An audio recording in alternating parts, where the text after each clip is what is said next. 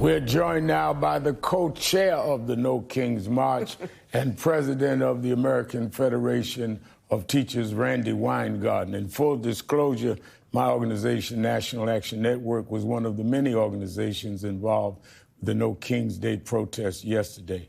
Randi, what's your main takeaway from yesterday's events? Well, what was really wonderful was that there were many, particularly over the course of the last few days, many more organizations joined and co-chaired because that, and Tim Snyder, the professor, said this during his speech. What's most important is for people to feel like they have some power to keep their democracy. And so yesterday was this very simple proposition of, wait a second, there's something about our way of life, not the status quo. There's a lot that we have to do economically to help the working class and help bring back civil rights in this country. So I'm not trying to enshrine the status quo, but there's something about our democracy that's really important.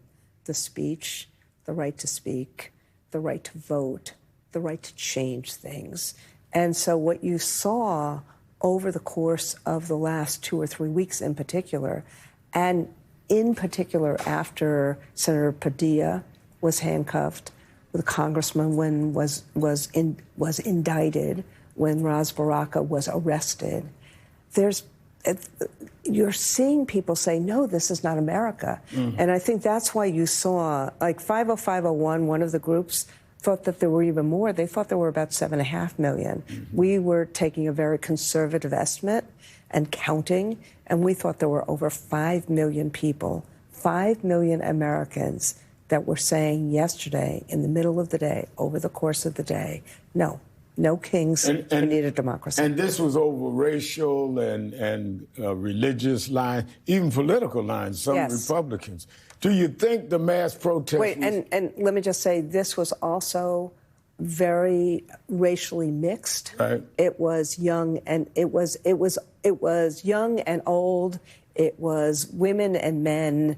It was not left or right. It was really, this is what's right. That's right. We saw yesterday more than just a moment.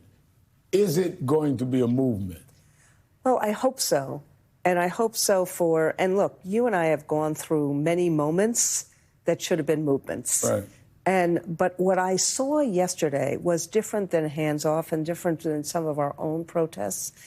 There's a sense not of anger, but of resolution and determination that we need to keep our democracy, and it's the people who are going to have to do it.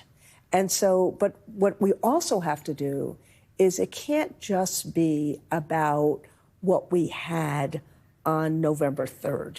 It has to be, how do we give people, right and left, agency, power, so that they can actually have a better life? So I think that if you combine together all the issues in terms of the fight back against the reconciliation bill, but also how do we get people the affordability they need so that their American dream is real?